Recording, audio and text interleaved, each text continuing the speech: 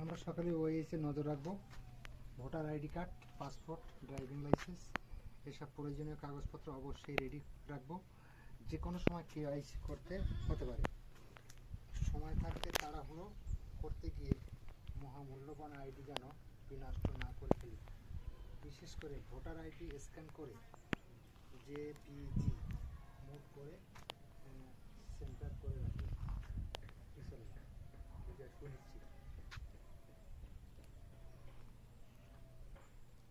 Voter কার্ডটাকে ওই scan করার কথা বলছি, স্ক্যানটা কোনটা কিরম বলো তো?